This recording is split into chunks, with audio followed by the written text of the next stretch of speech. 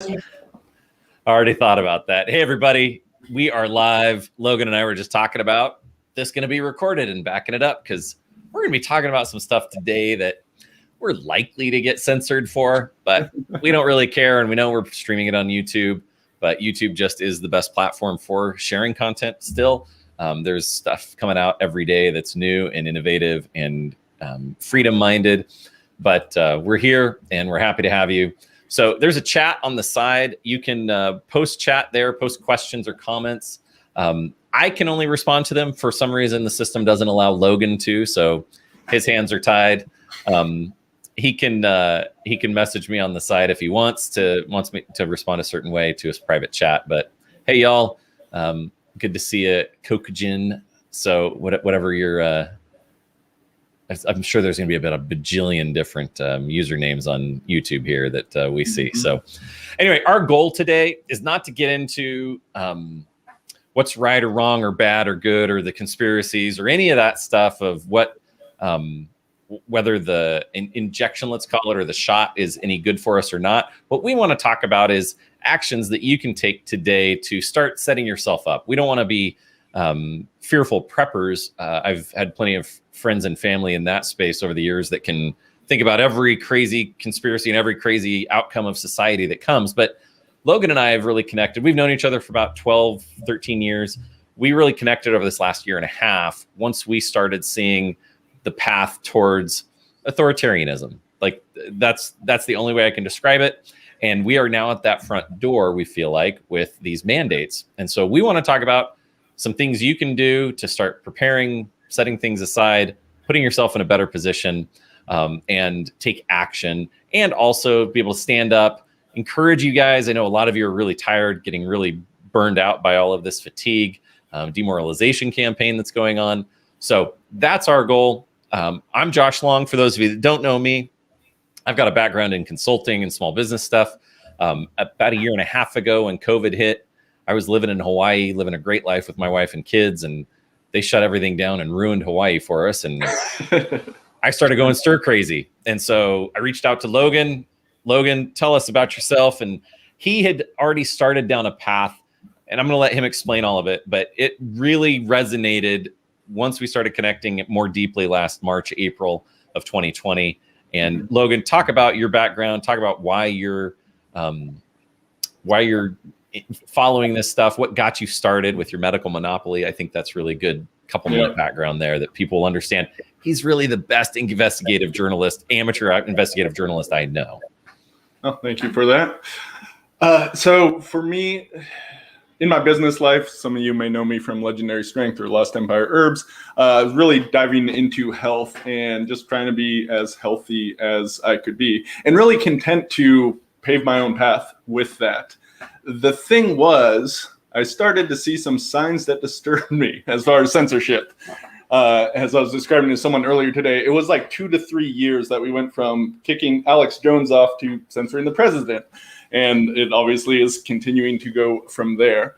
So seeing these signs, and one of the big things for me, my company suffered from Google's Medic update, and kind of understanding all that, how they knocked down all these alternative health sites. You know, we played by the rules and still didn't get anywhere with it.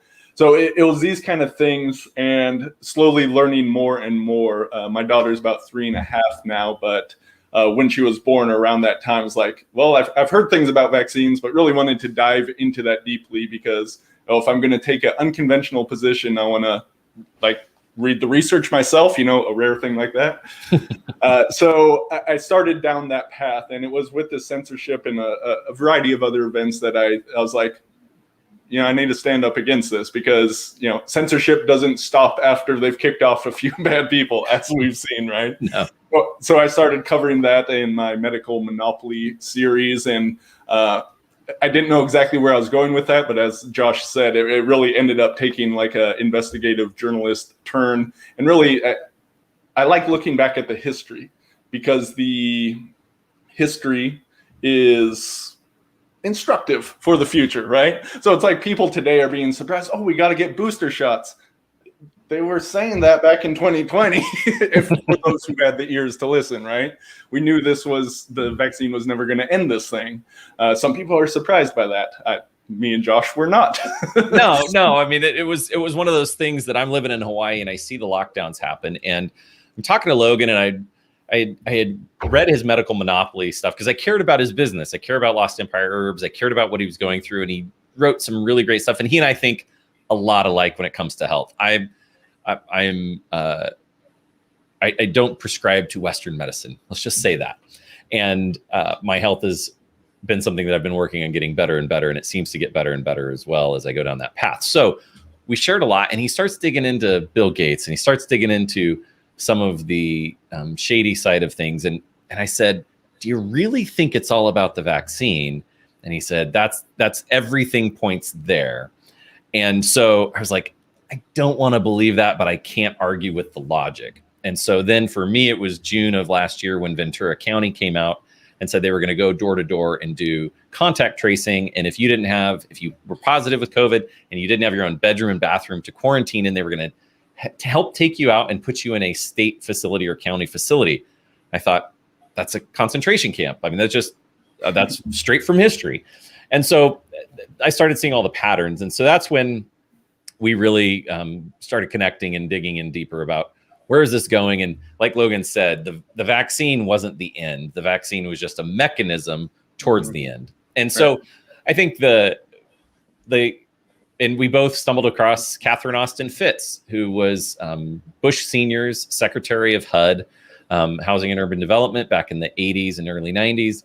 And she produces a great report called the Solari Report. We'll put links to all of this stuff in the description below so you guys can watch this or get access to these reports. But Logan and I both came across her at the same time last fall, late summer. And when she started talking about the end game of where this is going, it all fell into line and everything made sense. And so really the vaccines are the mechanism for getting global compliance to create, let's call it a one world order. Let's call it centralized technical control system.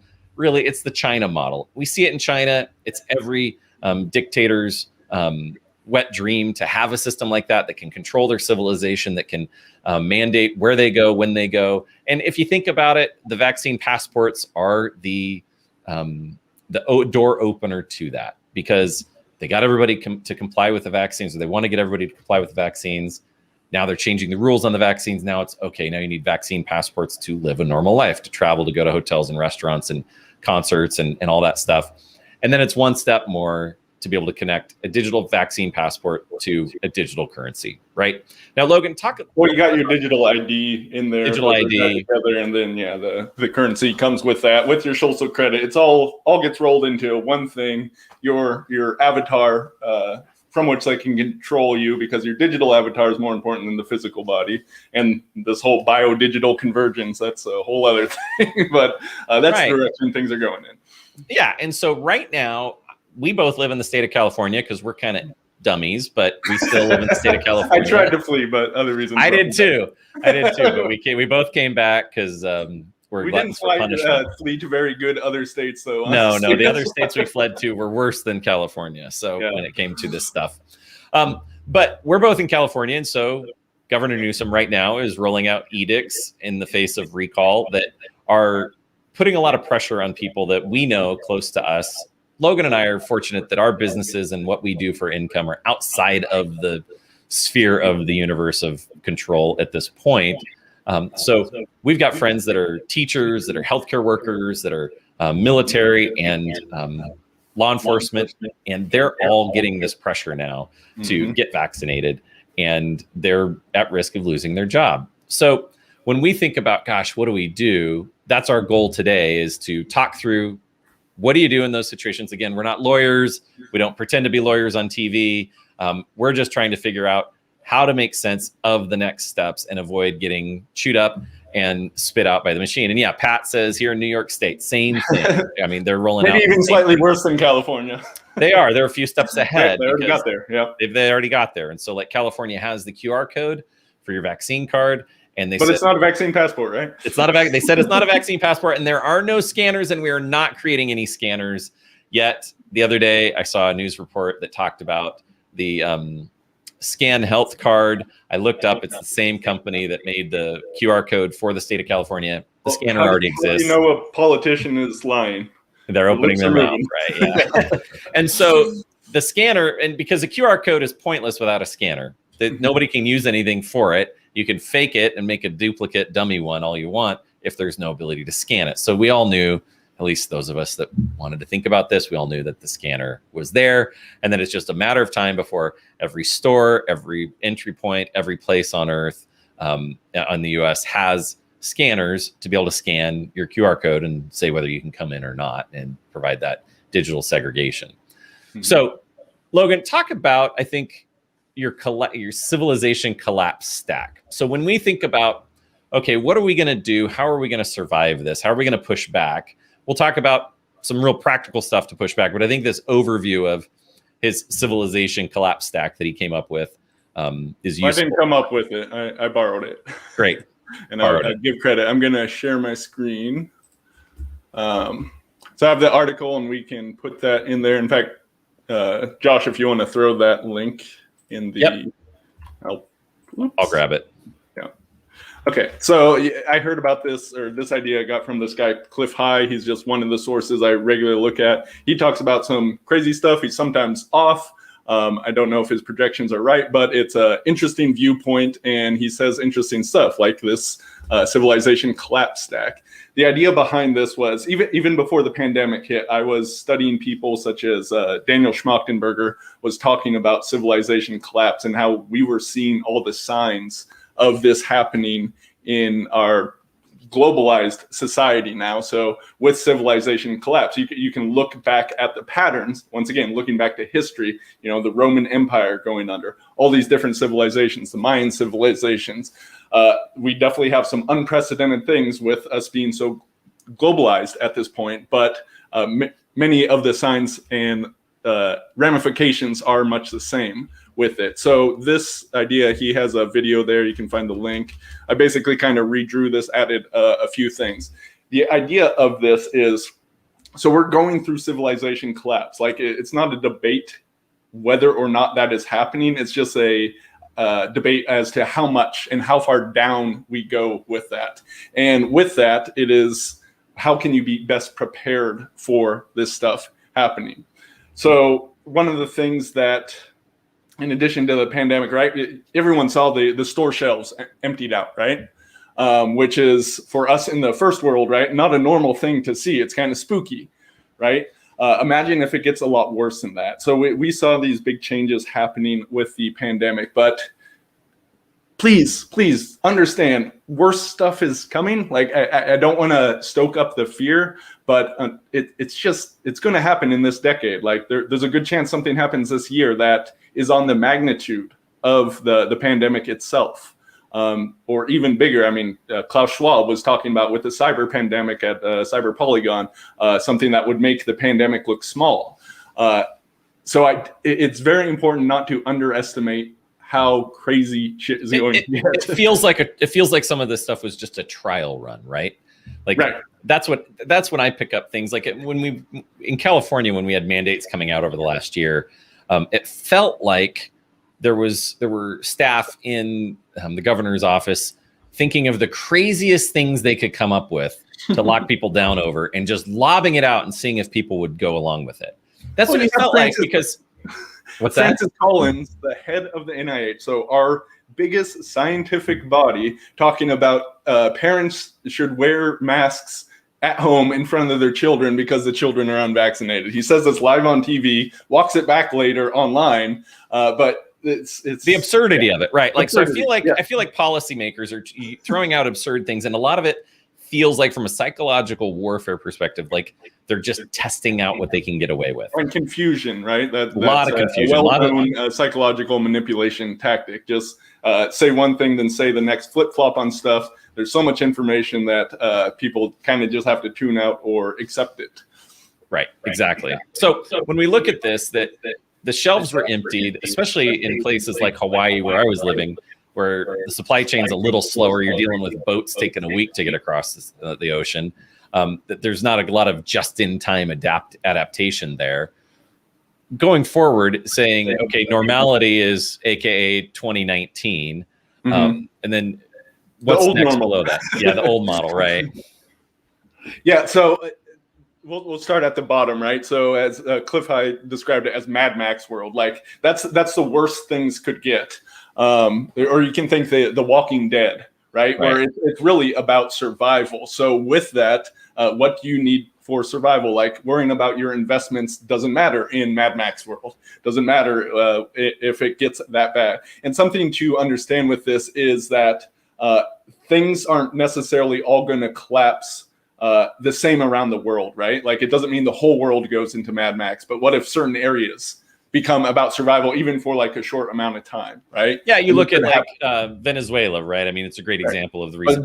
South Africa just had those massive riots where things were insane. This is where it was this, right? Yep. So for this, you want to have food and water.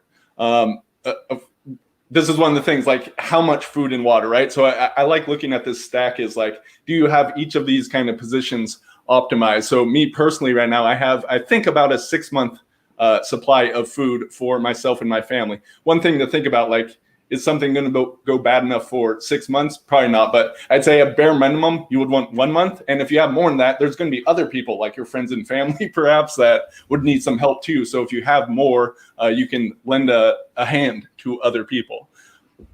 Yep. And I look at some of this stuff too, as like, again, you could very much easily classify this as just classic prepper stuff. Right. The classic this is good to have even down without conspiracy theories and sure, right? Just in general. And to me, all of this is just about buying time, because if I have time to make decisions, to adapt, to change, then I can give myself space to make better decisions around it. So a lot of the things that I've talked about with my friends and close friends that we and Screwtape, great question on that. We'll get to that in just a second. The time, to me, not having to make an uninformed decision in a split second or even, let's say, an hour of pressure that is a big decision is the chance of making the wrong decision or making a misstep is really high. And so that's why, again, having space, thinking, to me, the survival side on food and water, a month is a long time when you think about being in survival, figuring out what you're going to do, how you're going to adapt. Because I know that they wanted us over this last year to just hunker down and be locked up in our house. So they've conditioned people to want to react that way for whatever may be coming in the future, surprise-wise. But the rest of us that are here planning and thinking and being proactive, we're not going to just sit and hunker down and eat our beans and rice in our house for a month. We're going to be trying to communicate with others, or we're trying to react. We're try to find a better environment to move into. So moving on up.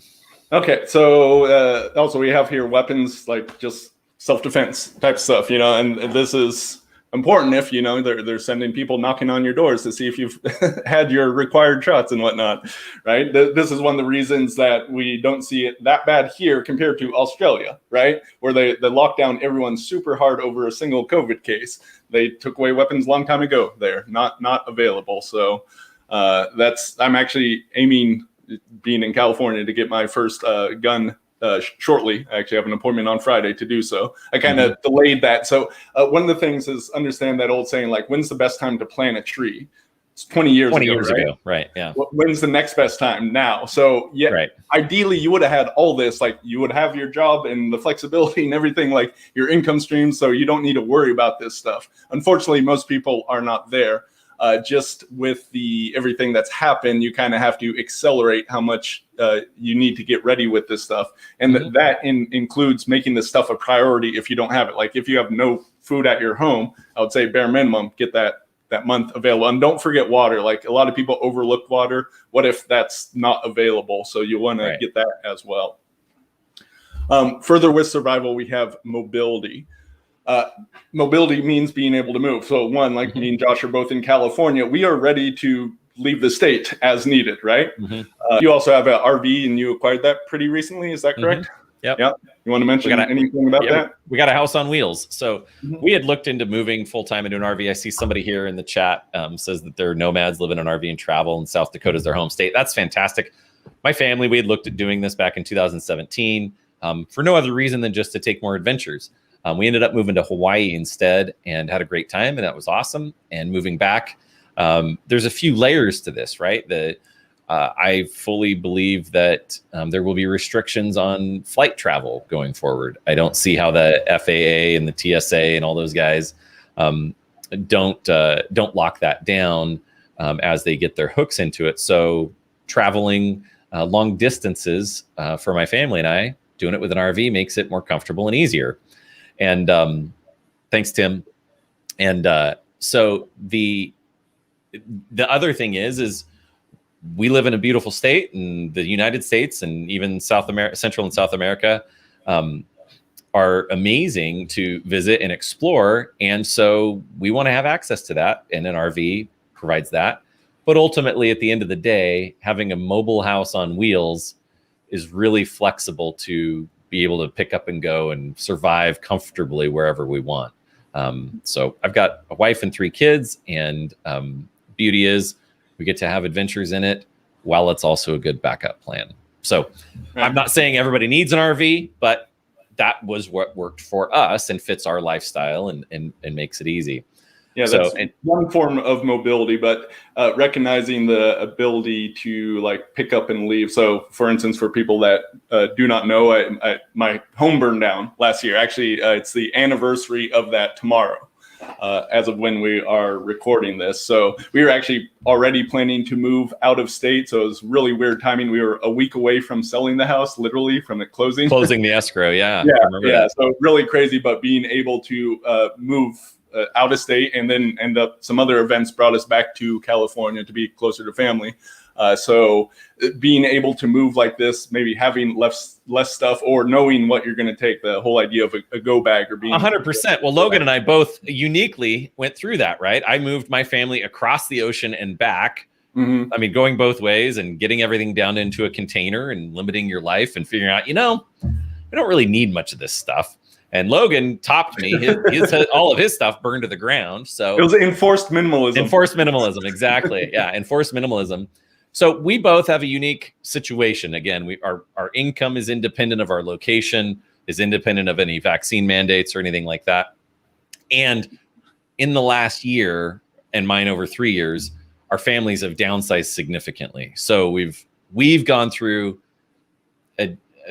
his was much more painful than mine, but it was still discipline, effort, difficulty of moving our stuff and reducing our stuff and being flexible and comfortable being flexible. It's not my favorite thing. And my wife surely did not enjoy being a nomad, coming and going, but we made the most of it. So think about that for yourself, especially for people who've been in a home for a long time. You've got so much stuff. You're like overwhelmed. And I think that's the part that we want to help dispel today is, I know Screwtape, you listed creating space, or how do you address psychological health and avoiding overwhelming paranoia and discussing, analyzing, and planning.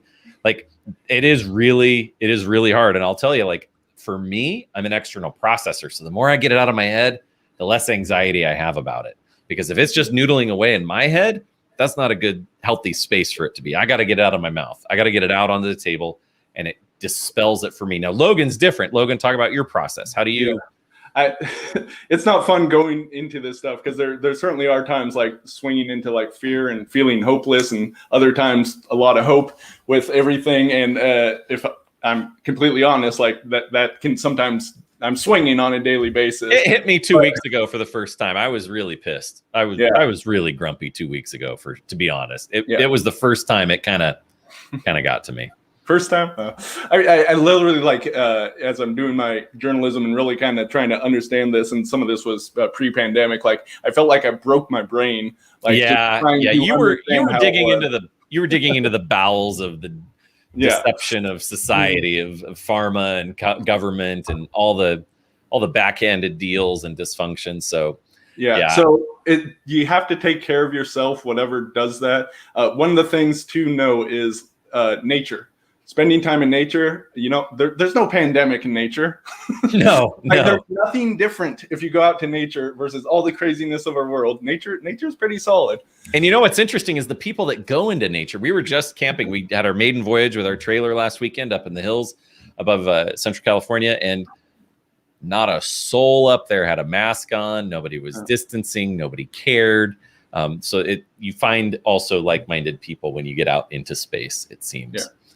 let's finish going through this. Go We through have it. a lot to cover. So then different than mobility, like understand it's not like, oh, should I be mobile or should I be stationary, right? If you can have both options available, we want more optionality as we're doing this. So if you own real estate and specifically having like subsistence or self-sustainability with that, start a garden. Like once again, best time to start a garden was 20 years ago, but you can start one now, and you can start with super basic stuff. And that may be very important as we go forward. Then precious metals, like the way I talk about it with the crypto, is the old money and new money play. We see that the dollar is having lots of troubles right now. Mm-hmm. It's not going to go away like anytime soon. It likely will lose its global reserve status, but it will still be used here in the USA. But it is losing value with all the money printing that they're doing. Precious metals are not going up in value because those are manipulated markets, but that will happen at some point. It just, I've been waiting. They're a good store. They're a good store of wealth. And the reason somebody gets precious metals, for those of you that are like, what do I do with gold? What do I do with silver? It's less to transact with it. It's more to transfer that wealth from one system. So let's say in the US, based on the US dollar, right, that we live in today. And let's say, just for extreme cases, that the dollar goes through hyperinflation and where people are burning it because it's the only way to stay warm, and it's cheaper to burn it than it is to try to burn wood, and the dollar becomes absolutely worthless. Well, if you converted those dollars before they become of zero value into gold, now you can take that gold or silver, precious metal, or whatever kind, and whenever you go into a new economy, whether that's you wait around for the new economy to be created, or you move to another part of the world, you go to somewhere else, that gold preserves value. At the end of the day, we all agree that it has some value. We don't have to get into the psychology of it or if gold will eventually ever be worthless. It's stood the test of time of humanity. It is a store of wealth. So that is the main reason to get into precious metals, is to preserve some of your wealth today in case the system that you're living within collapses and you need to go transfer that wealth to some other medium. Yeah. And with that, there are different ways, again, kind of going to this, like, should you have some on you? Yes, absolutely. Or is it also good to have some at safe locations where they guard it and do right things, but where you can actually get it? Just avoid the ETFs, absolutely, because that there's nothing. Exchange traded funds is what he's talking about. So these are stocks that are buying gold or saying they're giving you a gold certificate, and that's all make believe. It's all phantom. Right, and why the price is disconnected from those as far as what it actually is. So yeah, it matters with where you're at, right? So if you don't really have much money or living paycheck to paycheck, like investing into stuff isn't going to help so much. So you'd want to take more of this bottom level, but depending on where you're at, this is going to be more useful.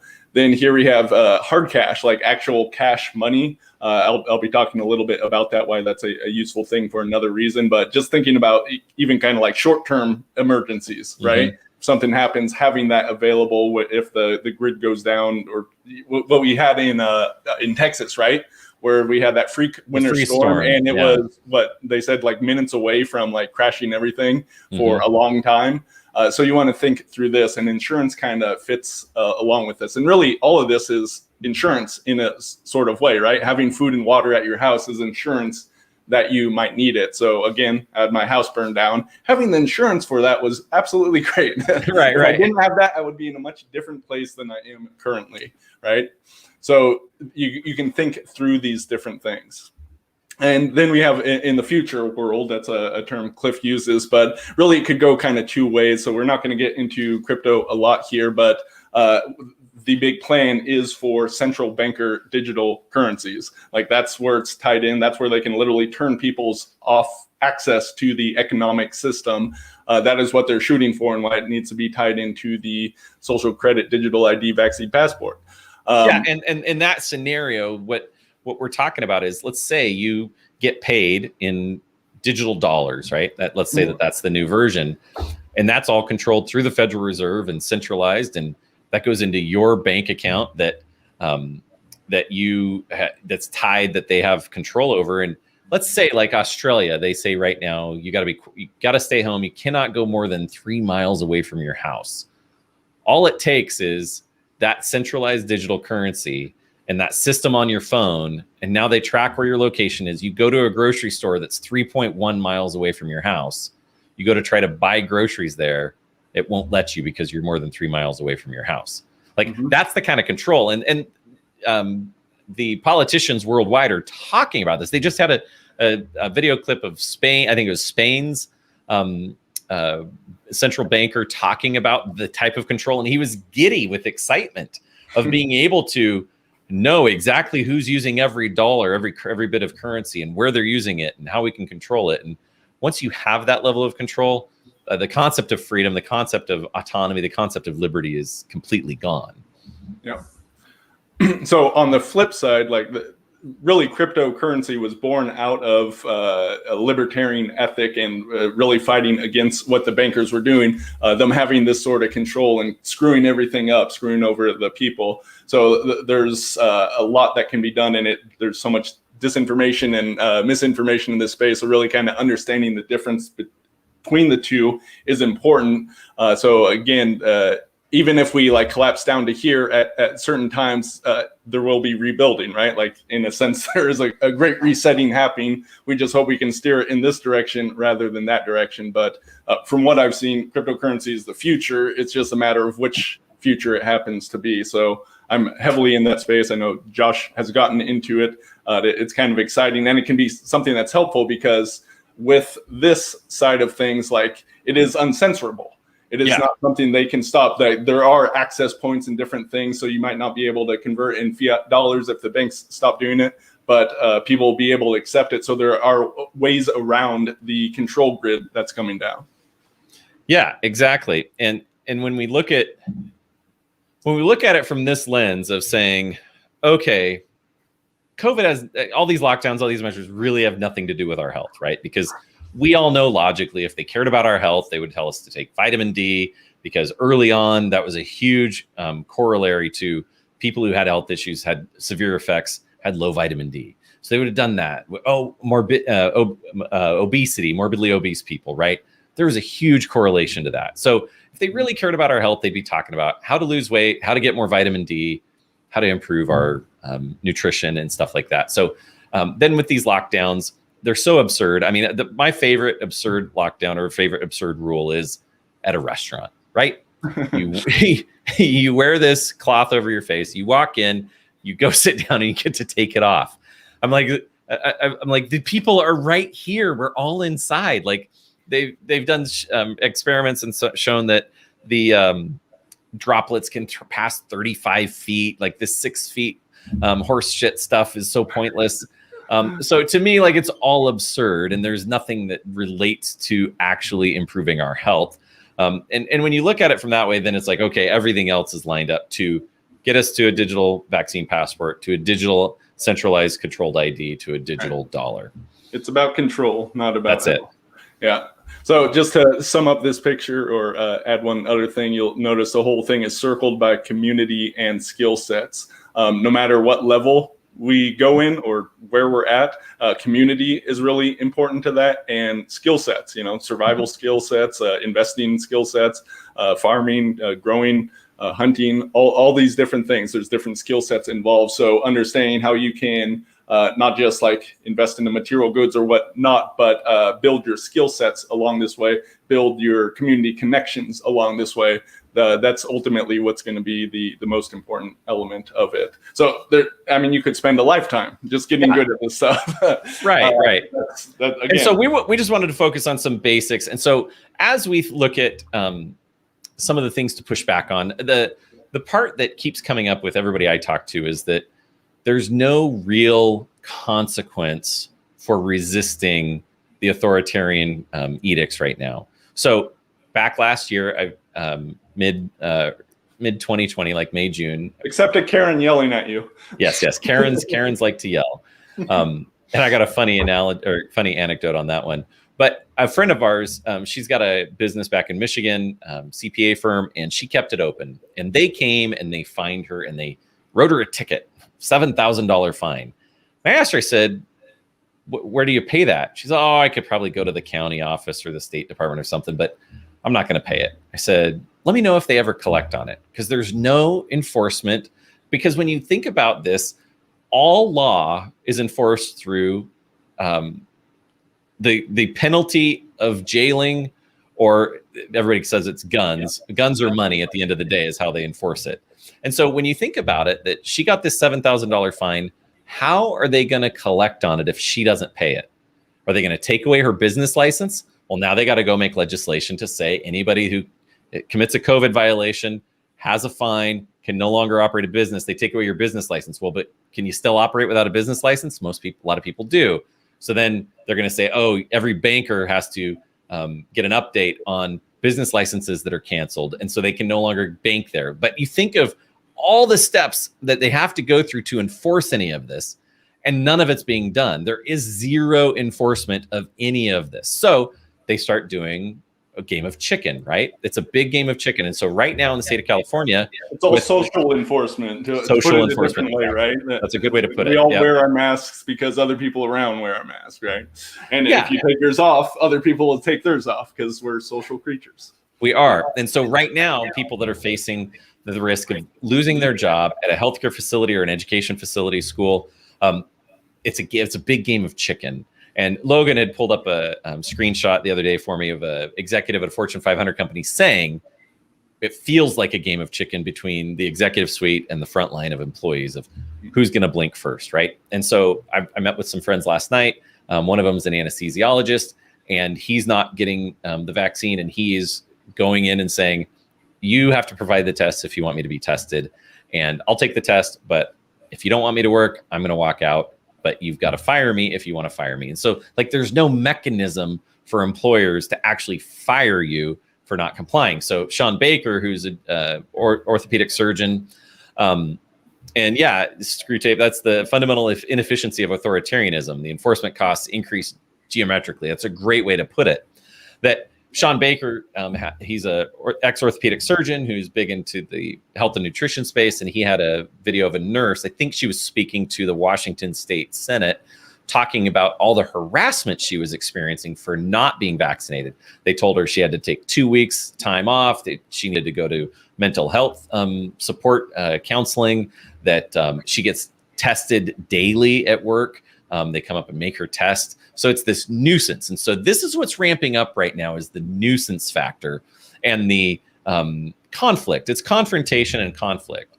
And I think that so many of us that are non-narcissists, that do care, that do want to be good human beings, that do want to be caring, it really plays on those positive traits that we have to be socially compliant, to not rock the boat, to not be defiant, right? So in Kokujin, I'll talk about mask Nazis at stores in a second. I've got some stuff. Logan's done some stuff. It's really interesting.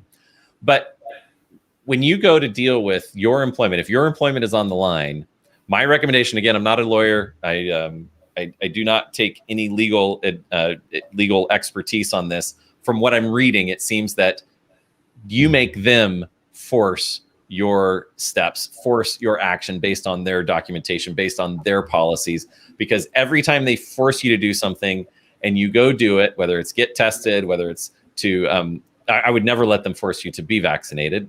That's a big violation of all sorts of sovereignty, Nuremberg Code, all of those things.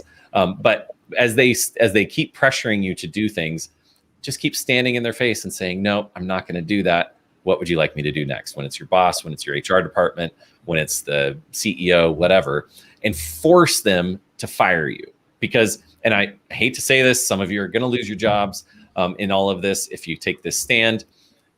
By firing you, you now qualify for unemployment as long as the state maintains unemployment and doesn't change all the rules there, which is possible. It qualifies you to join the class action lawsuits that will come on the back of this. And it provides you the basis of all matter of remedy and legal action. Should society survive? Should all of this still be possible, that we have a constitution in the future? And yeah, compliance reduces enforcement costs. So every time you comply, you make it easier for them to get what they want. So Logan, I know you talked about the Karens, dealing with Karens. There's a part of society that's been weaponized against us, right? I haven't gotten much pushback from it. Do you deal with it much in your life when you go out and about? Not too much. I mean, when they mask mandates, in most cases, I just put it on at the store. Occasionally, I did not, and I actually never got yelled at, but I honestly didn't do most times. Like, just a mask. Like, that's the thing. There's enough pushback at the mask, but vaccines are a whole other world, right? It is. So, and that's what the whole mask mandate was about. In my opinion, it was conditioning people to be ready for this. Also, because of that social effect, we see people with masks on, so we're reminded that there's a pandemic going on and everything, and that stokes the fear in the people that are afraid of this thing, right? So it's interesting, like going in stores now, like once they did, oh, if you're not vaccinated, you can take off your mask if you're not. So I wonder, like, how many people that aren't wearing masks aren't vaccinated versus are, then how many people that are wearing masks are still vaccinated versus aren't, right? Yeah, I mean, I really wonder. It really is fascinating. I mean, I know people who say that they wear masks even though they're vaccinated because they're more comfortable with it, and all sorts of psychosis that comes around that. Now for many yeah, people. yeah, it's a blanket. It's women. They don't have to put on makeup. They feel sometimes they don't have to make eye contact, and somebody has to see their face smiling or scowling. Like they get to hide from it. So, for me, the way that I respond to masks is. I ignore somebody. Like I walked into a Target a couple months ago and they had a gal at the front door and she was saying, sir, do you have a mask? Sir, do you have a mask? And I just walked through. I just ignored her. Now, there were some other people around. I don't like being a jerk to people. She seemed like a very sweet lady. Mm-hmm. I just ignored her. I pretended like I didn't hear her. I was at the mall over Christmas and it was packed. There were lines out the door waiting to get in everywhere. I probably walked by about 3,000 people. I was the only person not wearing a mask the entire time. I walked all the way to one end, walked through a Macy's. I walked by a counter. A guy's dealing with a gal at the counter. And he's like, sir, do you have a mask? Sir, you must wear a mask. And I'm just ignoring him as I'm walking by. Now, I did turn a corner and I walked face to face with a manager. I said, hey, how's it going? He said, hey, good. How about yourself? I said, I'm doing good, thanks. He says, do you have a mask? I said, I sure do. He says, can you put it on for me? I'm like, sure. I put it on, walked around, walked out the store, took it back off. So that I'm not picking a fight with any employee over masks. They're just doing what they're told. 99% of them believe they're just doing the right thing. They have no influence or persuasion in that. So where I have a problem is if I'm out in public in the open space and somebody wants to come up and deal with me and say I should be wearing a mask. Now, for whatever reason, I haven't had that experience.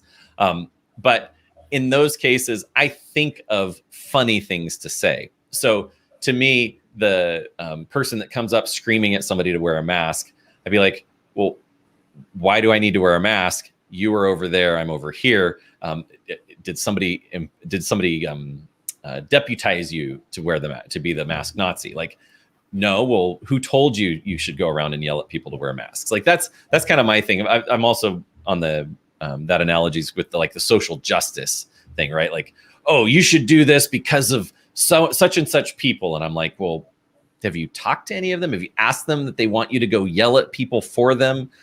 So like I had a lot of conflict around the Black Lives Matter conflicts last year. And so I had people that would come to me and yell at me on behalf of Black Lives Matter. And I started realizing, like, did they go ask the Black Lives Matter group or Black people to defend them or yell at others for them? Because to me, that kind of neutralizes their argument. Like, oh, you should get the vaccine for people who can't get vaccinated. You should get the vaccine for the greater good. I'm like, well, do you want me to get the vaccine? Or are you afraid of me not having the vaccine? Because I'm not doing anything for anybody else that you don't know, and I'm probably not doing it for you either. So those are just the little conflicts and little games that I play in my head of thinking of dealing with that. And yeah, I mean, Tim says you can also go get the non-mask mask. They're just for show and satisfy the requirement. I have a friend, he had to travel from Mexico up to Canada. And he gets the mesh mask that looks like it's covered, but it's not. You can completely breathe through it. So I'm definitely getting those for my next flights if I can get on flights. You can also drink very slowly. There was a case. Oh, I think it's Australia. You cannot take your mask off to drink now in Australia. Right. Yeah, they're changing that. Yeah.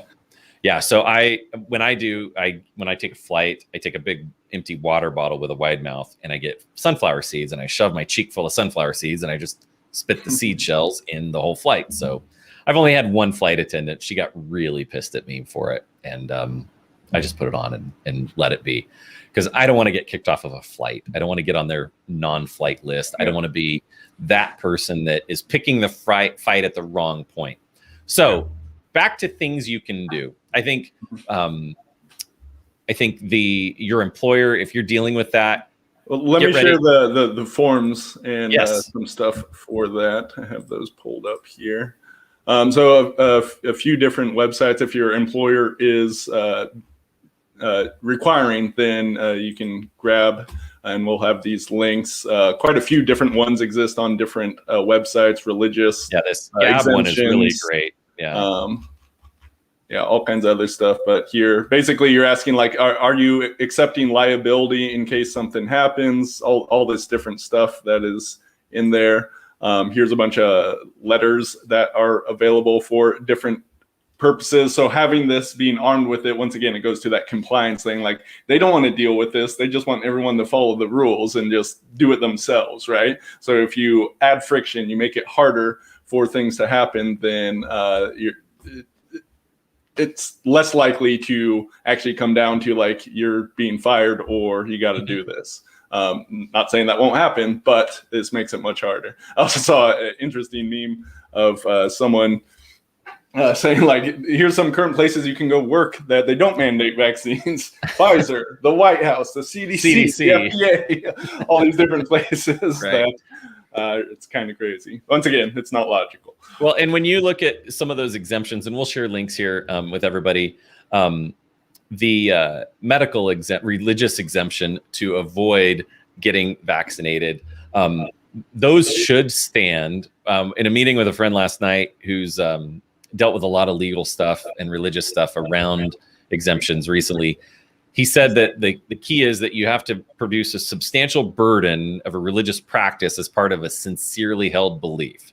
So those three things: substantial burden by taking on the vaccine, of a religious practice, your religious belief, as part of a sincerely held belief. So if at the end of the day, again, no legal disclaimer here, if at the end of the day they say, okay, we'll take your religious exemption, but we're now going to scrutinize it, you have to show your religious belief and that it's a burden to get it. So for a lot of people that I know are Christians, and they believe that having any fetal tissue cells as part of the manufacturing or the testing of the vaccine goes against their religious belief, because every body's sacred. They don't want to be injecting some other body, discarded body, into their body and into their own self. So that's the burden of the religious belief. But then sincerely held belief, or religious practice, sincerely held belief is the part that says, okay, and if it got into the courts, if it got into a case of reviewing that and actually inspecting it, which I don't think it'll happen, I really don't. That's my hope. That then you have to show that you've followed this policy for a long period of time, or since a conversion event happened in your life. So for me, I have been vaccinated. I was vaccinated when I was working in the ER in 2000. I got the hepatitis B series because I didn't know any better. I didn't know any different. It was just the world I grew up under. I was working in the hospital. Everybody there got it. So I got the 3 shots for the hepatitis B series. So, but that was the last vaccine I've taken. And I was 20 years old. So I've grown. My religious faith has expanded. And so I have a 20-year history personally of not taking any vaccines.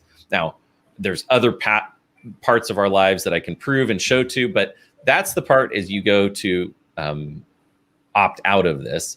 The religious exemption is a great one. It's one that thankfully is protected by our Constitution and the amendments of it. I think it'll buy you time. But if you don't have the strongly held beliefs that show the pattern of it, then you may run into issues. But that may be 6 months, a year, 2 years, 3 years down the road before that's actually being scrutinized further. So again, buying time to create space to give yourself room is what we're all about here. So we'll provide links to all of those resources in the recording of this. Other things that Logan and I talk about is we've got another friend, Justin, who's become really adamant about organizing and providing community. And I think this is a part that Logan had around the graphic of having community. And I think this has probably been the most frustrating thing for me this past year is I feel like churches should have been the place where community happens and they organize and they create unity and they push back, but that didn't happen.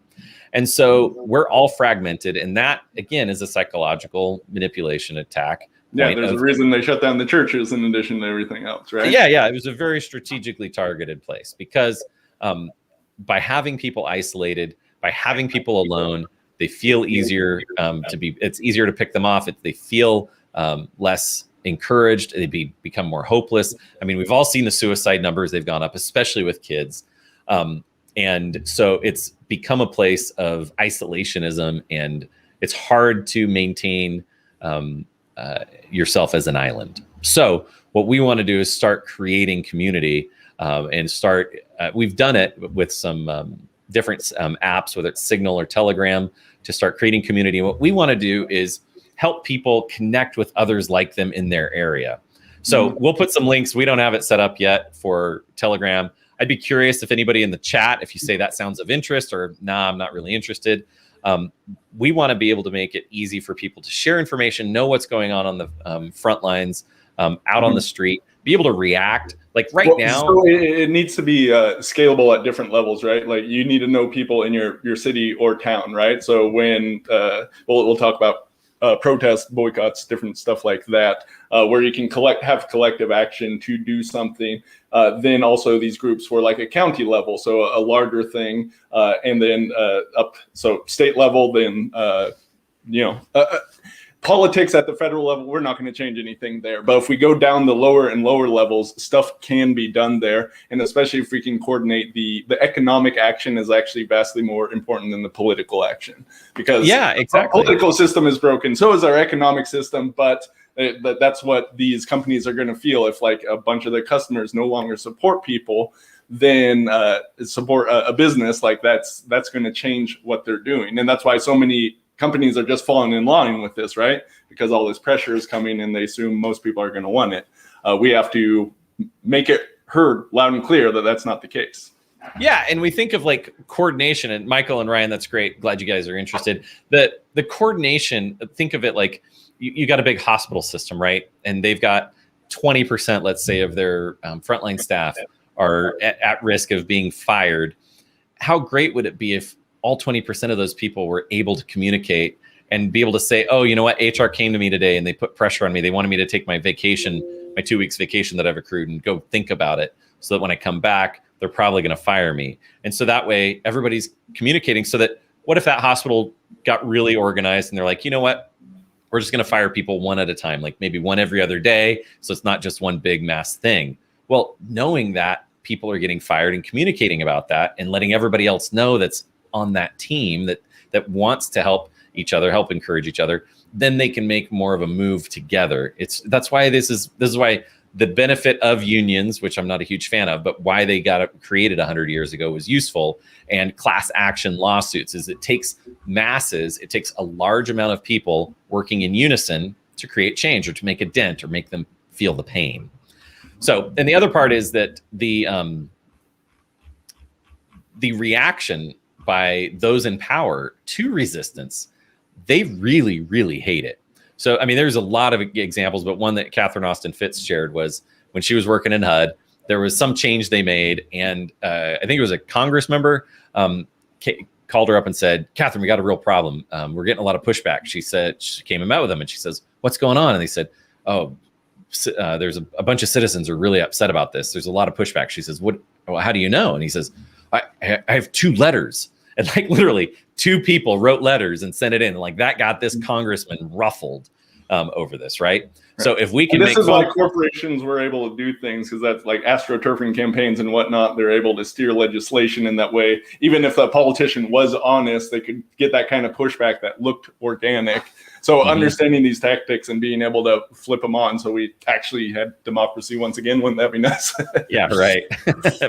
Yeah, that we could actually have things working in our favor instead of feeling like we're fighting against it. So anyway, I think that kind of pushback, organized pushback is really important right now, because for Logan and I and a lot of our friends, we think that this is the line in the sand when it comes to vaccine passports and vaccine mandates. And everybody capitulates and just goes and gets vaccinated because you just want to travel, or it's just going to be easier, or life will just go back to normal. The reality is we're dealing with terrorists right now. You never negotiate with terrorists. Terrorists never agree to the first demand. They're always changing the rule, whether it's the mob, whether it's the Taliban, whether it's our own government. Once they become tyrannical, it's the basis of being a tyrant, right? Of tyranny. Once they go down that path of being a tyrant, they'll never stop until we push back. Right. It's a game of inches, right? Every little law they pass or one thing that they get going, if they got that, they've gained ground. We need to start it going the other way. And it is happening in some places. It is, yeah. That is why it's important. Like California right now, Richard Pan, senator, is trying to pass something where if people are protesting at vaccination sites, basically they want to call them domestic terrorists, which is the whole agenda of where this is going. So stopping this bill from happening is, of course, an important step. It's not the only one. We can't just play the defense. We got to go on the offense as well, which you see in other states where they're passing legislation where passports aren't allowed and that sort of thing. Very important too. Yeah, exactly. And so I think now's the time to push back. I think now's the time to not capitulate, because the meme on Facebook or on social media that says, well, if I just give up my freedom for a little bit of time, then I'll finally get it back later. Like, that's not how any of this works. You can't obey your way into being free of this. Right. And the final piece was a friend of mine. He's a really brilliant guy who studied the history of money, the history of slavery, the history of government. And he said the other night we were talking, and he said, the system is built to collapse and come back with tighter controls every time. And if you think about it, I studied the history of the Federal Reserve when I was in grad school. The Creature of Jekyll Island was an interesting book. I thought that was fascinating. I found out about the history of money lending and the 1800s and 1900s and all the different kinds of currencies that were going on that were constantly collapsing and failing. And so they did an AstroTurf campaign. They said, we have to take down the money trust. It was the four families, right? The Warburgs, the Rothschilds, the Rockefellers, and Carnegie's, I think. I can't remember. Anyway, those four families were the main lenders in the US. And so they made a campaign to take down the money trust, right? So they go to Jekyll Island and they craft and outside of Georgia, and they craft the Federal Reserve. Well, it was backed by those four families. So they launched that. And I think it was, they approved it in November of 1912. And I think it got started around January, February of 1913. And if I have my dates right, Franz Ferdinand was killed July of 1913, the start of World War I, right? So it just was such a coincidence that they changed the financial system of the US, and the greatest war in the history of the world starts months later. And on the heels of that, the US became the lender to the world. The Federal Reserve became the central bank lending to all these countries that were decimated by the war. So the dollar became the world reserve currency after World War I. So that goes on for about 10 World War II with Bretton Woods. Well, I guess that's some other stuff. That was some other stuff. But this was the beginning of the dollar's place in the world. So then about 10 years later, guess what happens? The crash, the Great Recession hits, right? Well, and then on the backside of that, they create the Social Security system, which we won't even get into all those details. And it's just one thing after another. Build up, collapse, control, build up, collapse, control. That's the model we're dealing with. Disaster capitalism, right? Disaster capitalism, as Catherine Fitz says, right? And so when you have disaster that's right in front of us that we all feel is engineered, I mean, that's why they joke about calling it the plandemic and stuff. How do we adapt and how do we resist that? And so at this point, I think we've all gone along with the charade enough for the last year and a half. We've all seen nothing's changing. They're just trying to create more fear. And somebody said earlier, like, how do you avoid the psychological depression and stuff? And somebody replied in the chat, it was right. Stop watching the news. That's definitely a great place to start. Get rid of any input that is causing you any kind of stress or anxiety. Well, to be fair, looking at alternative news so you know what's going on is pretty depressing at times as well. Exactly. And this call could be considered part of that. Oh, yeah, I'm sure there's plenty of people that thought, I'm going to pass on joining this live stream because I don't want to have to drink myself to sleep tonight. So right. You don't want to stick your head in the sand, though. This is about being aware so that you can be adaptable to the coming events. And then, hopefully we can get our shit together and do something about it so it doesn't get as bad as we're saying it could be. So I'm going to open up in the chat if anybody has any specific questions. Well, let me cover one thing before we get to that. So this is one of my favorite things as far as like pushback. Yeah. This is just a sticker. I've been putting them around town. The interesting thing here, if you can read that, brought to you by the White Rose. TM.me, join the White Rose. So what is this? And some of these other ones here have a QR code. This is a recruitment tool. This group, let me share my screen here. There's quite a few different ones. There's literally an archive of stickers. The idea with this is that you can buy a little printer for yourself and print massive amounts of these and then share them all around town.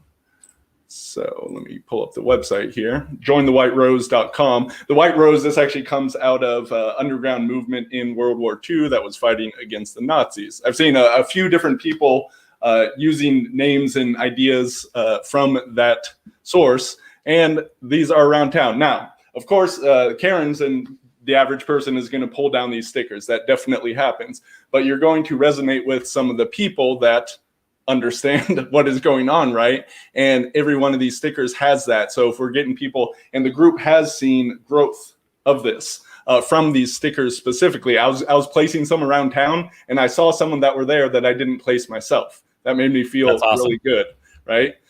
So the idea is just to put these stickers around all sorts of different places, especially on signs and such that say this. Go back up. I'm going to read that one. Go back up. So it says, it's a sign to tell you to wear your mask. And this says, friendly reminder, it was the government that stole your freedoms, destroyed your businesses, and ruined your children's futures, not unvaccinated people. Right. Yeah. There's a whole bunch of stickers. Some will resonate better than you. Like I like this media is the virus one because it's big and I can put it places where people are driving by and still be able to see it, whereas other ones are much smaller. All different shapes and sizes. So one of the cool things with this, and this really got me thinking about that, here's the Telegram channel, which they use, and they have local groups.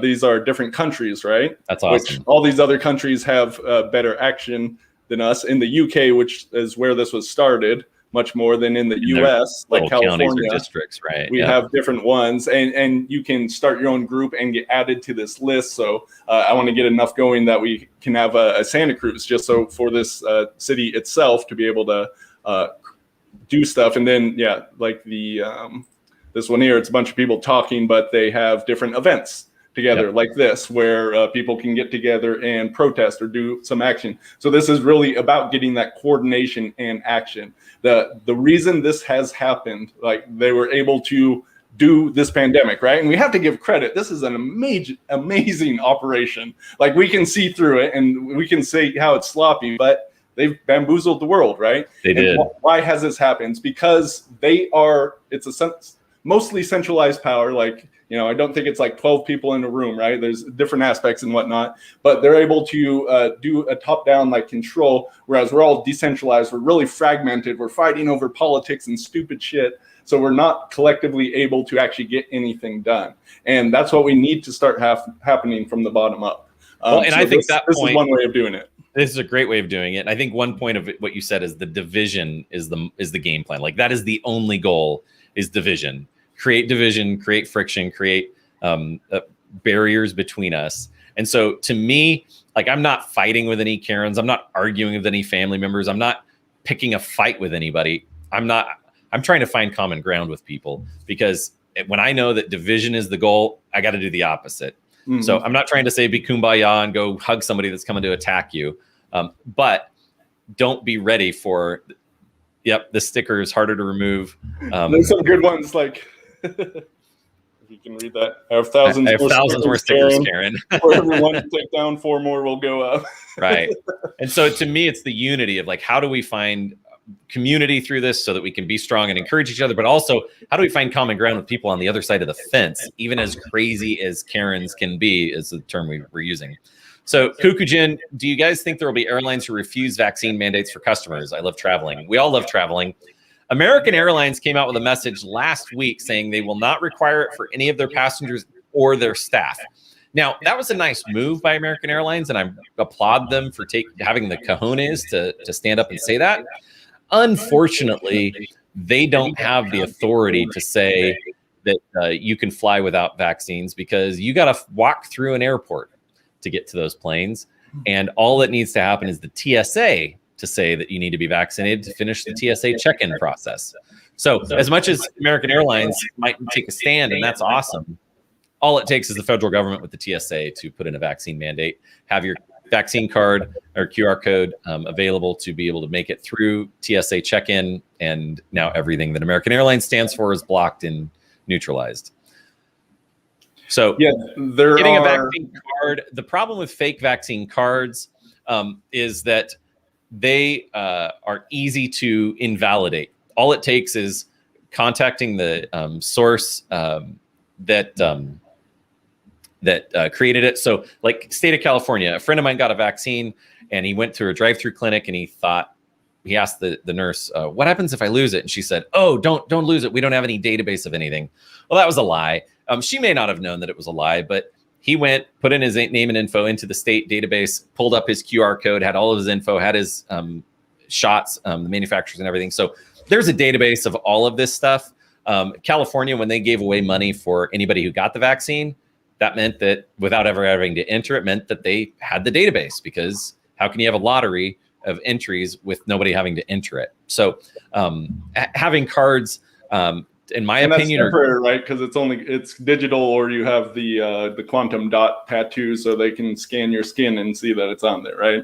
Yeah, I don't know that the quantum dot tattoo stuff works yet. I've not seen anything that validates that theory, but it's not hard for them to validate, to double check any of this. So if you use a fake card and they're scanning it and it goes in a database, like going to Hawaii, they scan your card into their database, so they store it forever. So it's a federal violation as well. Yeah, there's going to be big fines, and there's a doctor right now. There's a doctor right now that. This speaks to another thing, not just we want to fly, right? So if we can get around the rules, but we need to make the stand, not just like fake our way through the rules in order for these rules to not be put in place, right? So don't be pretending you're vaccinated, right?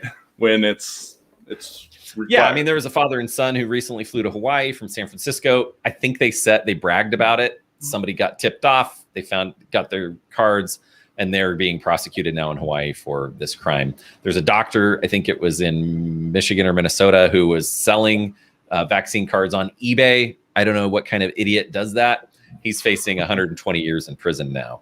So they definitely want to make examples of people. I mean, when France says that if you go into a restaurant without a vaccine card or the vaccine, you get 6 months in prison. And if the restaurant owner let you in, you get that owner gets 12 months in prison. Yet somebody slapped their president, prime minister, whoever, and he only got 3 months in prison. Like, they're definitely wanting to make examples of people by using this extreme penalty. And that's the part of tyranny, is extreme penalty for unrealistic non-compliance. So that's when you start seeing that tyranny is in full effect, is when the penalty outweighs the crime. Mm-hmm. Yeah, so along with that, talking about local, and this is beyond local too, but we need to stop feeding the beast. Yep. And that's a hard freaking thing, especially for us business owners, I would say. Yeah. But as much as you can, disconnect from the companies that are part of this system, right? I mean, even we're using YouTube for this, right? We're not paying them money here, thankfully, but we're using the things, and there are other platforms. One of the problems is because YouTube has this huge network effect, and there's all these alternatives, so no one else is getting the network effect because there are too many damn alternatives to YouTube, right? So it's a tricky thing, but Amazon's part of this. Like, who isn't getting Amazon deliveries, right? I've slowed down. I've started using something, but I haven't completely disconnected from that. Plus, I have my businesses tied in. So I'm slowly making the movements to do so. I opened a credit union rather than being with Chase Bank, which is one of the biggest criminals out there. And I'm with Chase, and I've got to pull it out too. I've got the same pain of disconnect that I'm going through as well.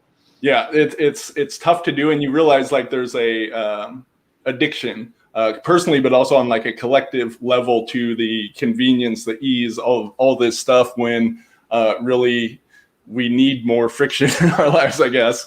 It would be good to do so. So as much as you can do this, pull the support from that, then, can you support local businesses? Can you support actual, can you go to a bookstore that doesn't require vaccines versus Amazon, which, they're getting in the healthcare space. They're going to be delivering pharmaceuticals soon. So that's all coming as well. So we need to change where we're supporting, because once again, the economic warfare, have no doubt about it. We're in economic war, right? Can we be using our economics to really steer things where we want to go, rather than just plowing it into these machines that are censoring us and doing all this crap? And I know it's hard. Well, and that was the thing last year, right? They closed small businesses for our health, but yet Costco and Target and Walmart and every company that BlackRock is invested in got to stay open, right? And they got to increase their valuation. They got to increase their revenue. For what? Like there was nothing that those businesses did that small businesses couldn't do. And so when we look at the transfer of wealth that took place, that's very obvious, like Logan said, the economic warfare. And so when we see that, okay, the model is to inflate, collapse, destroy, and come back with tighter controls, we have the whole thing is to try to stop that at this point. Now, it may seem like a futile thing to try to do that now, but I'm going to do my best. That's why we organize this. That's why we talk about this, and want to empower real people on the streets to be able to take action, because it feels like we're helpless against the machine. But the reality is, just like the ants movie, there's way more of us than the grasshoppers, and we just got to organize, and we can overwhelm them rather easily. So yeah, I hope and it doesn't require 80%, right? Like there's a tipping point with this, and there are some signs that we're getting there, right? Because the more they push for this, once again, even people that followed along all with the pandemic are starting to say, like, what the hell is going on? This doesn't make sense, right? Exactly. So people are popping out the other side with more things. It's just a race between us and them. Like, can they lock things down step by step, slowly by slowly, to where they can keep complete control, or can we actually do enough before then in order to stop them from getting there? And take those bastards out of power. I know. I made a post the other day on Facebook that I just had this thought that we should have every call, email, meeting recorded of every public servant, every politician, every government office, every building, and have it saved and recorded and accessible by all of us at all times, because they serve us. We don't serve them, but we're all afraid of them. We're all afraid of their make-believe rules, and we're all afraid of all the bullshit that they come up with that makes no sense. But people are complying, and the funny thing is, they wouldn't even have to build any infrastructure for it, because they already have everything stored in the NSA that they're recording of us right now. I mean, Logan and I are clearly at the top of their lists. Yeah, and I think all of you are as well, right? They have looked at your Facebook profile or whatever, however you found this. You are a dissident. You are a domestic terrorist, according to the thing. So it's really important that we do stuff now, because it can get so much worse. Like, study history, death squads. Yeah. I do not put that beyond the realm of possibility that could be happening in the USA in the not too distant future, right? Understand that for this, for the agenda to go where it wants to go, of the global control, ID, vaccine passport, CBDCs, all that stuff, that the biggest thing standing in the way is the USA and the Constitution. That's it. And we are the last defense. There is nothing else. And that is why they want to have us so fractionated, divided with stupid politics, right? So don't get involved in politics. Waste the time of the national level, right? Local politics is worth your time. That is going on, and they want to dismantle the Constitution. This is where the BLM, someone asked that earlier before, like, what is going on with that? A whole bunch of different things, and obviously there's some general or real grievances in there, but really, all the people that came up with the constitutions were slave owners, and we shouldn't respect them at all, and the Constitution isn't worth the paper it's written on, right? You can dismantle that so you can come in with other global power, because this is what is standing in the way. Yeah, we're the only ones. I saw someone saying from like Australia, it's like, damn, you people in the U.S. really need to stand up, because you still got guns and you have some power to do so, right? So it's up to us. It is, and I'm 42. I feel like inside I'm 18. And why are people looking to me for advice? Sometimes it's the funniest thing to be in a position of influence, let's call it, to help people. But I realize like nobody else is doing it. So Logan and I are going to stand up and try to help and shout from the rooftops. And thankfully, there are plenty of others that we look to that are doing it. And yeah, I think, Teresa, you make a great point of the hypocrisy of not considering people with antibodies and their health status. And they should have ultimate freedom because antibodies and helper T cells and things that they can't even test for, but our ability to have an immune system, a vital, robust immune system. But we aren't allowed to go and live unless we get that shot. I think the UK is allowing that, but yeah, not the US. That's the thing. They're rewriting history. They're rewriting how science works for all this. And so Tim, in our travels, it seems that the real divide is cities versus rural or not cities. Thoughts? So one thing to understand with this control grid power, right, with 5G, we haven't talked how that's needed to do this. They want us all in smart cities, right? All corralled together. Like think of factory farming, right? You have all the animals here. You don't have them roaming free. So we're going to see an increase of natural disasters. Natural disasters are a real thing, but there's weather modification technology. I don't know how deep that rabbit hole goes, but there's enough evidence of things as such that, and we have the sun changing and all kinds of stuff there that, again, that's a whole other rabbit hole. Regardless, we are seeing increases like California. That now the whole West Coast burns every single year. I got a fire going on in Northern California right now. My buddy's cabin's on the Trinity River, and it's a half a mile from the fire. And this stuff is going to increase over the next year. So guess what? The people, again, correlation. Who knows? The people that live in those rural areas are conservative, libertarian, free-minded, leave the government, stay out of my business. They're not compliant when it comes to these agendas. So if the government can flush them out, I mean, right here near our area last year, the Creek Fire came through, one of the biggest in the state of California history. I have so many friends that aren't rebuilding houses up there, that are moving away because they don't want to live in a burned forest now.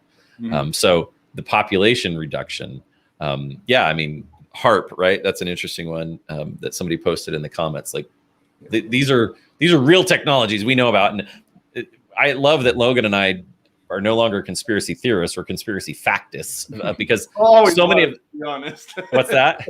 Always was, to be honest. Yeah. But they're being proven true so frequently now. I mean, this whole last year and a half, even getting the Pentagon to release alien footage twice because we didn't pay attention to it the first time. It's like, it's fascinating.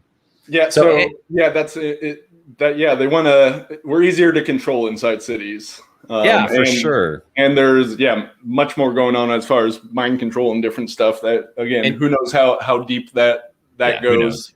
But that seems to be part of the agenda as well. So again, this goes back to the mobility versus real estate and subsistence thing. Like, if you can be out in the country in one place, but recognize that. Things may force you to move.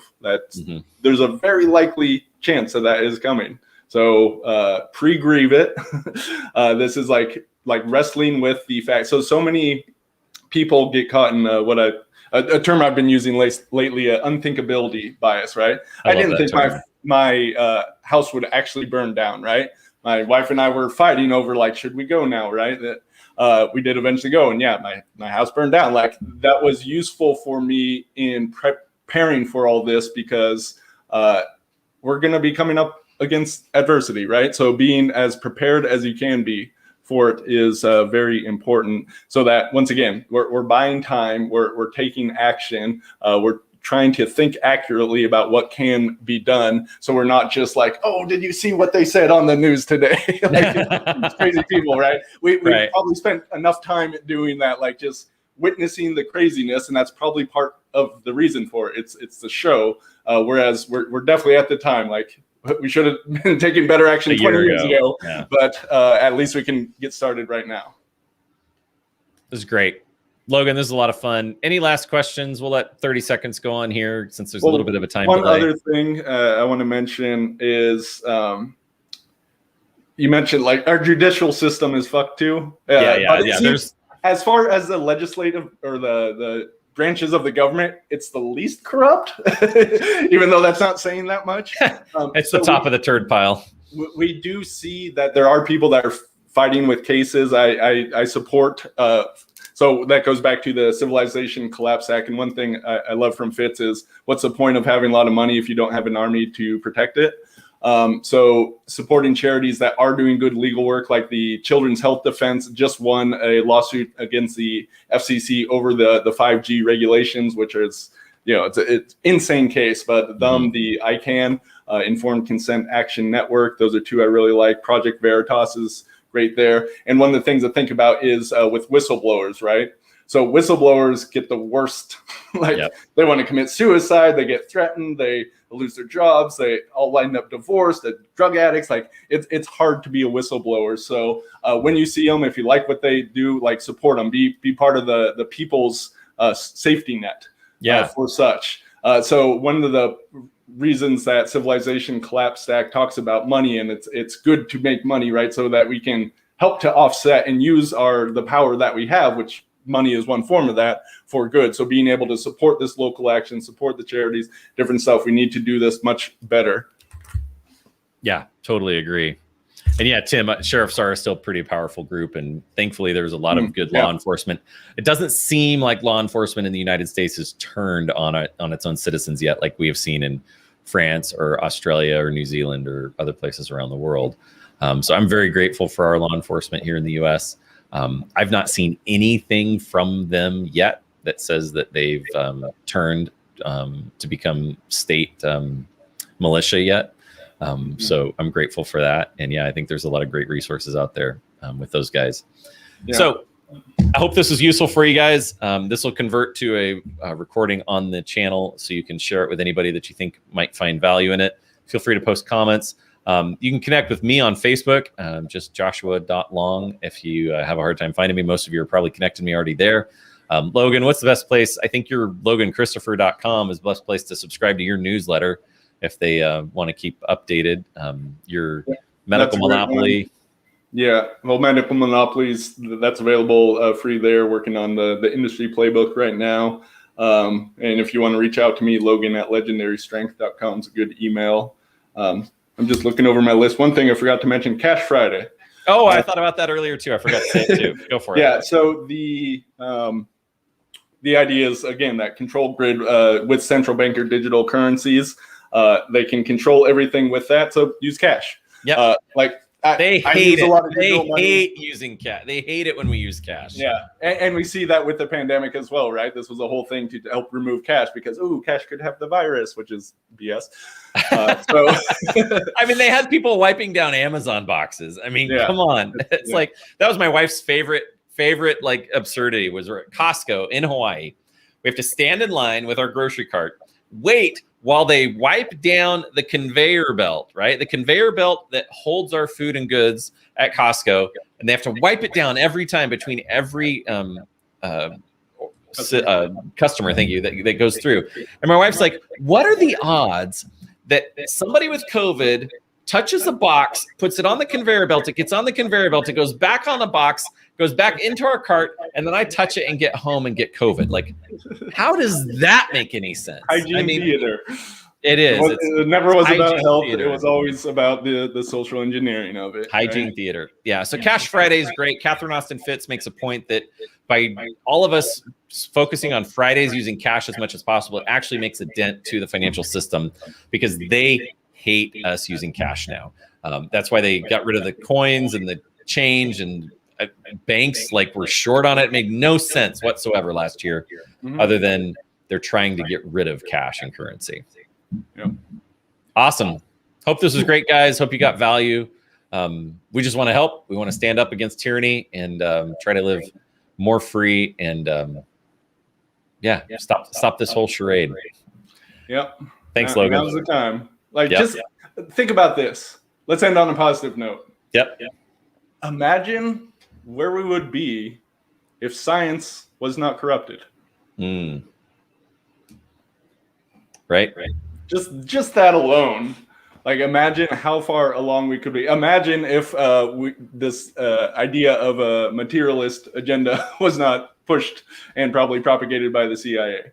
So we understood special powers we could unlock, such as remote viewing and such. right? Well, and that finishes on that the world wants transparency. Everything is driving towards transparency. The internet, crypto, education, all of it wants more transparency. And the powers that be maintain their power by obfuscating that transparency, by preventing transparency. So if we could just focus on providing, being unified because they want us to be divided, and providing and driving towards transparency because they want to obfuscate things, everything gets better. So hopefully this isn't the last time we get together and brainstorm, but we'll keep you guys posted. Yeah, we'll be doing more of these, I do think. Yeah. And hopefully we can continue to find bigger steps and have some great updates along the way. Yes, exactly. Positive updates. Awesome, guys. Glad you got value. Good seeing so many of you here. Take care. Thanks, everyone.